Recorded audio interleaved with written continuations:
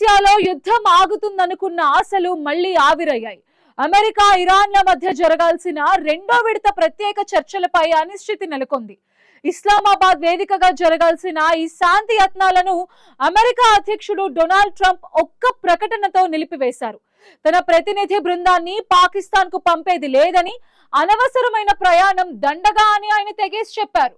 ఇటు ఇరాన్ విదేశాంగ మంత్రి అబ్బాస్ అరాగ్చి కూడా అమెరికా టీం రాకముందే పాక్ నుంచి ఒమన్ కు చెక్కేయటం ఈ హై డ్రామాకు కారణమైంది.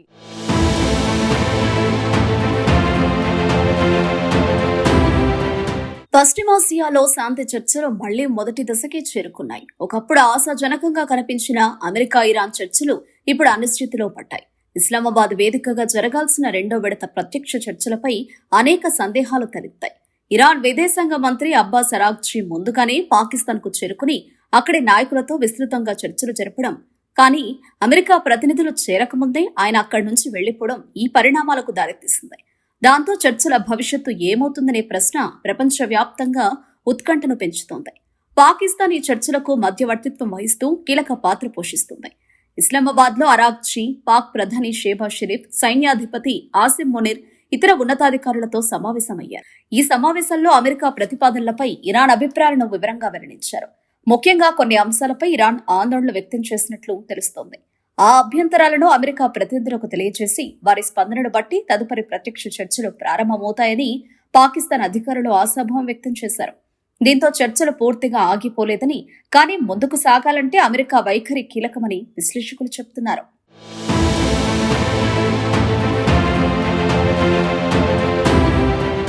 అయితే ఈ పరిస్థితుల్లో అమెరికా అధ్యక్షుడు ట్రంప్ చేసిన వ్యాఖ్యలు పరిస్థితిని మరింత క్లిష్టంగా చేశాయి. తన ప్రతినిధి బృందాన్ని పాకిస్తాన్కు పంపబోమని ఆయన ప్రకటించడం ప్రపంచాన్ని ఆశ్చర్యానికి గురిచేస్తుంది. 18 గంటలు ప్రయాణించి అక్కడికి వెళ్లడం అనవసరం, అక్కడ మాట్లాడడానికి ఎవరూ లేరు అంటూ చేసిన వ్యాఖ్యలు కీలకంగా మారాయి. ఇది కేవలం ఒక డిప్లొమాటిక్ నిర్ణయం మాత్రమే కాదని, దీని వెనక రాజకీయ సంకేతాలు కూడా ఉన్నాయని విశ్లేషకులు చెబుతున్నారు. ఇరాన్ లోపల నాయకత్వంపై అనిశ్చితి ఉందని, అక్కడ నిర్ణయాలు తీసుకునే కేంద్రం స్పష్టంగా లేదని ట్రంప్ తీవ్ర వ్యాఖ్యలు చేశారు. అసలే ఇరాన్లో ఎవరూ తమ నేతను తేల్చుకోలేక తలలు పట్టుకుంటున్నారు. వాళ్లలో ఇన్ఛార్జ్ ఎవరో వాళ్లకే తెలియడం లేదు. ఆట మన చేతుల్లోనే ఉంది. వాళ్లకంతగా మాట్లాడాలనుకుంటే ఇరాన్ నాయకులు మనకు ఫోన్ చేసి మాట్లాడతారు. మేం వినేందుకు సిద్ధంగా ఉన్నామని ట్రంప్ స్పష్టం చేశారు. దీంతో ఈ చర్చలలో అమెరికా పైచే సాధించాలని చూస్తోందని తెలుస్తోంది. చర్చలకు ముందుకొచ్చేది ఇరాన్ కావాలని, తాము ఒత్తిడిలో లేమని అమెరికా ప్రపంచానికి తెలియజేయాలని చూస్తోంది.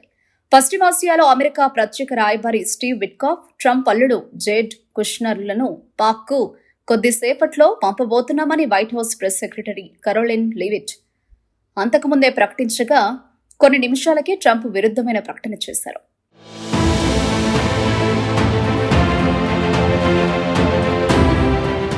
ఇదిలా ఉండగా పాకిస్తాన్ మాత్రం మధ్యవర్తిత్వం ప్రయత్నాలను కొనసాగిస్తోంది. ఉప ప్రధాని ఇషాక్ దార్ పశ్చిమాసియాలో శాంతి కోసం మా ప్రయత్నాలు కొనసాగుతాయని స్పష్టం చేశారు. ఇక అరాగ్చి పాకిస్తాన్ నుంచి ఒమన్ కు వెళ్లడం కూడా వ్యూహాత్మకమేనని విశ్లేషకులు చెబుతున్నారు. మస్కట్ చేరుకున్న అరాగ్చి యుద్ధం ముగింపుకు తమ ప్రతిపాదనలు సిద్ధంగా ఉన్నాయని ప్రకటించారు. అమెరికా ఎంతవరకు చిత్తశుద్ధితో ముందుకు వస్తుందో చూడాలి అంటూ వ్యాఖ్యానించారు.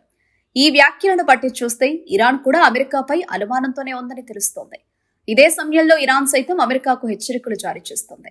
పర్షియన్ గల్ఫ్ ప్రాంతంలో ఉద్రిక్తతలు కొనసాగితే 1979లో ఆపరేషన్ ఈగల్ క్లా సమయంలో జరిగిన ఘోర పరాజయం మళ్లీ రిపీట్ అవుతుందని ఇరాన్ న్యాయ వ్యవస్థ అధినేత గులాం హుస్సేన్ హెచ్చరించారు. తబాస్ ఎడారిలో అమెరికా హెలికాప్టర్లు కూలిపోయిన ఘటనలను గుర్తు చేస్తూ ఇరాన్ గడ్డపై అమెరికా ఆటలు సాగవని టెహ్రాన్ ధ్వజమెత్తింది. ఇక యుద్ధ ప్రభావం వల్ల అక్కడి మౌలిక సదుపాయాలు, ఇంధన వనరులు దెబ్బతిన్నాయి. దీంతో ఇరాన్ అధ్యక్షుడు మసూద్ పెజిష్కియాన్ ప్రజలకు విద్యుత్ పొదుపుపై సూచనలు చేశారు. ఇంట్లో 10 లైట్లు ఉంటే అన్ని వెలిగించాల్సిన అవసరం లేదని, ఒక 2 వెలిగిస్తే సరిపోతుందంటూ సలహానిచ్చారు. ప్రస్తుతం ఈ యుద్ధం కేవలం సైనిక రంగానికే పరిమితం కాకుండా సాధారణ ప్రజల జీవన విధానాన్ని కూడా ప్రభావితం చేస్తుంది. ప్రస్తుతం పశ్చిమాసియాలో పరిస్థితి చాలా సున్నితంగా ఉంది. ఒకవైపు చర్చలు జరుగుతున్నాయనే సంకేతాలు కనిపిస్తున్నాయి, మరోవైపు పరస్పర ఆరోపణలు, హెచ్చరికలు కొనసాగుతున్నాయి. మొత్తానికి ఇరాన్, అమెరికా మధ్య శాంతి అనేది ఒక అందని ద్రాక్షలా మారుతుంది. ట్రంప్ ధీమా ఒకవైపు, ఇరాన్ హెచ్చరికలు మరోవైపు పశ్చిమాసియాను మరింత అగ్నిగుండంగా మారుస్తున్నాయి. పాకిస్తాన్ చేస్తున్న దౌత్య ప్రయత్నాలు ఎప్పుడు ఫలిస్తాయో వేచి చూడాలి.